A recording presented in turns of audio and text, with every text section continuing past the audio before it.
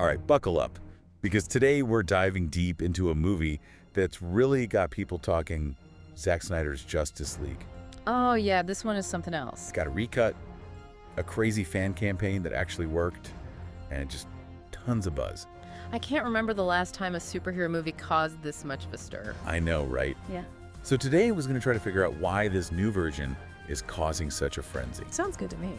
We've got reviews from all over the local podcast and magazine, NW Nerd, articles from university papers like the Fulcrum, even some stuff from big YouTubers like Chris Stuckman and Dan Murrell. Oh, and don't forget those die-hard fans on IMDb. Right.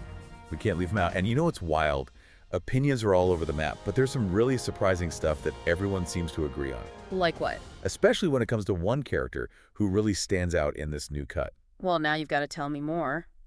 Let's just start with the elephant in the room, the runtime. 4 hours. 4 hours. For a superhero movie, that's basically unheard of. You're telling me, has we ever seen anything close to this in a mainstream movie? I mean, even those really long movies like Avatar clocking in at almost 3 hours. Or The Irishman at 3.5. Yeah, even those don't come close to this. It's an epic, that's for sure. One reviewer even compared it to Satan Tango. Satan Tango, that's a deep cut. Yeah, it's a 7-hour art film, known for being, well, intense. Yeah. I actually called this the Satan Tango of superhero flicks, an art house tailbone killer. Wow. Okay. Strong words. So is Snyder just going way overboard here? I mean, 4 hours? Well, a lot of the reviewers say the length is actually key to understanding what Snyder's doing here. How so? He's using all that time to create something we rarely see in these superhero films. Which is? A really deep, fully fleshed out story. Okay, I'm listening. And not just for one hero either. He's going full ensemble. The whole Justice League gets a complete arc. You really get to know their motivations, their backstories, their struggles. That's a lot to pack into one movie. Exactly. Yeah. It's not just about the flashy action and special effects. Sounds like Snyder's trying to say something deeper with this film. It really does. And actually, a lot of the reviews are picking up on this idea of parental relationships. Oh, interesting.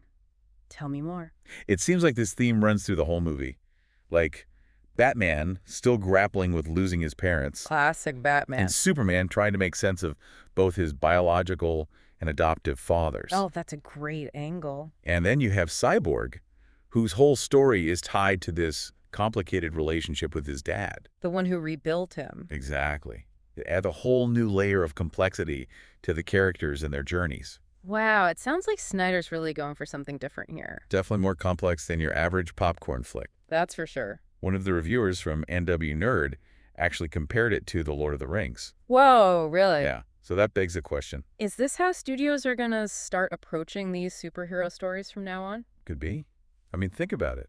It's hard to imagine fitting a 4-hour movie into a typical theater schedule. They'd only be able to have a couple of showings a day. Right, and that would totally impact their profits. But on a streaming platform. Like HBO Max, where they released the Snyder Cut. Exactly. It's all about viewer engagement. The longer people are watching, The better it is for them. So maybe streaming is going to be a total game changer for these kinds of movies. Maybe it'll give filmmakers more freedom to tell these really intricate stories. That's a really interesting thought. Speaking of different versions, Oh, right. We can't forget about the 2017 theatrical release. what are the critics saying about how this restored version compares to the original? Well, they're pretty much all in agreement on this one. The Snyder Cut is a huge improvement. Huge, huge, huge. And it's not just about adding in more footage. What else is different? It's the whole way it's been restructured and paced. The tone of the film is totally different. It's a much richer, more nuanced experience. Like night and day, according to a lot of the Okay, critics. so let's break down some of the specific improvements. A lot of reviewers are pointing to Steppenwolf. The big bad. Yep. He was pretty one-dimensional in the original. Kind of a generic CGI villain. Exactly. So what did they do with him this time around? Well, Snyder really fleshed him out. We get his backstory, his motivations. We're not just trying to take over the world for no reason. Exactly.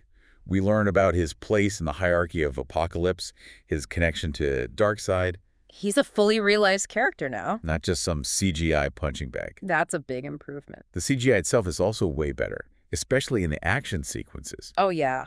Dan Murrell, the YouTuber, said he was actually moved to tears by how they finally did Flash's powers justice in the third act. No way. It really shows the full extent of his speed and how he can manipulate time. Visually, it's incredible. I'm hearing the Amazon battle sequence is another standout. Oh yeah, it's a lot more intense and brutal than the original. They really went all out with the action. They really did. But there's one character in particular who seems to have really benefited from this new cut. Who's that? Cyborg. Really? We're seeing tons of reviews, from casual viewers on IMDb all the way up to professional critics, saying that his story is actually the heart of this movie. Wow, that's a huge change from the theatrical release. It really is. What makes his story so compelling? Well, it's about so much more than just being a superhero. It delves into identity, loss, the power of connection. Some really deep stuff. Right. And remember that theme we were talking about with parental relationships? Oh yeah, how could I forget? Well, Cyborg's story is completely intertwined with Because of his dad, right. the one who used technology to rebuild him after the accident.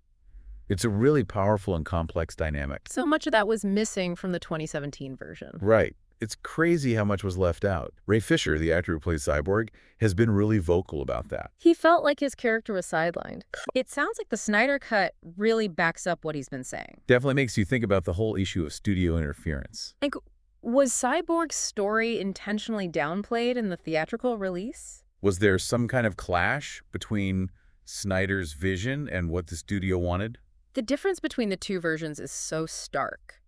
It really makes you wonder. It definitely gives us a lot to unpack. And it's not just the characters and the story either. What else? Snyder made some really interesting choices with the music, too. Oh yeah, the soundtrack has been a bit controversial. Definitely a mixed bag of reactions. Some people absolutely love it. Others, not so much. Film critic Chris Stuckman, for example, he really liked the movie overall, but he thought some of the music choices were a little jarring. It's definitely not your typical superhero score. It's a lot heavier, more operatic. Which I guess kind of fits with the whole epic mythical tone of the film. For some people, yeah. But for others, it can be a bit much. Overwhelming.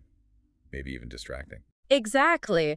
And even some of the most positive reviews bring up some of the things that people are divided on. Like?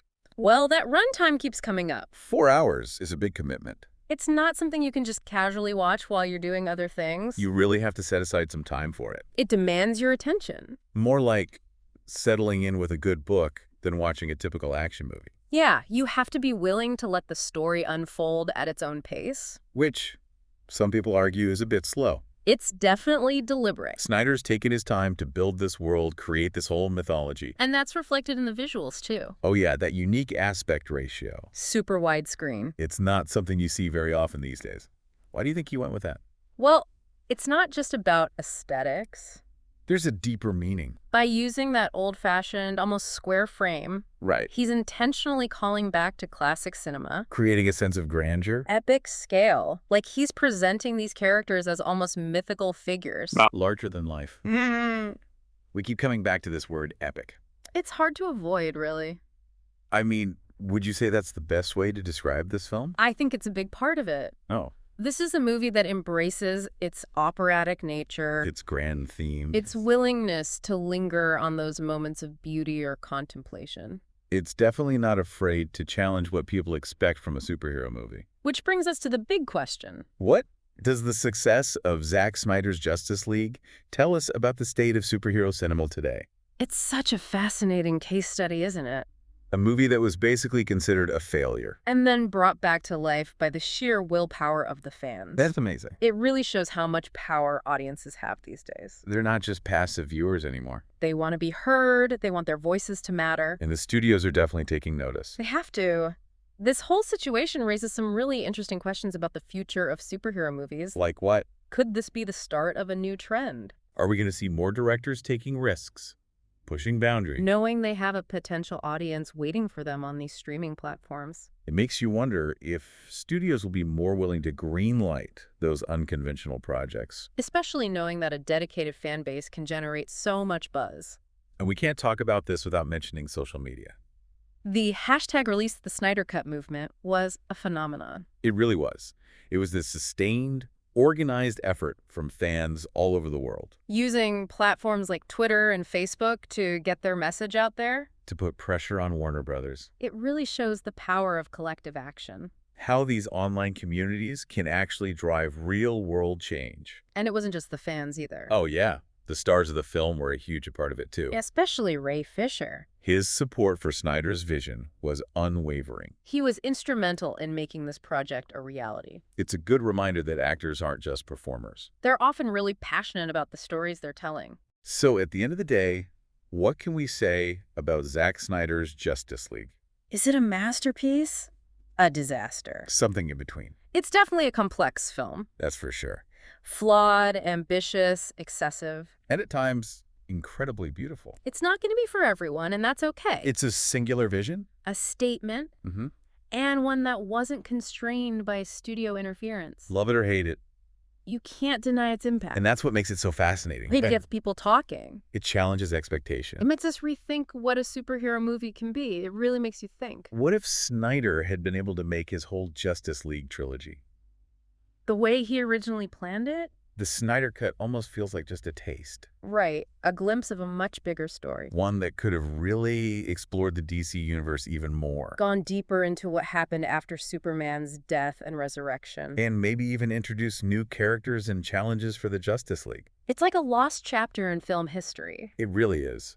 And it makes you think, what if? What if this is what Zack Snyder can do when the studio leaves him alone? Right. What other amazing movies are hidden away in Hollywood somewhere? Just waiting to be discovered. Makes you wonder how many other director's cuts are out there. Films that were changed or even ruined by the studio. It would be incredible to see those original visions. To compare different cuts and see how the stories could have been told. It would be a dream for film fans. Maybe the success of the Snyder Cut will make studios think twice. Yeah.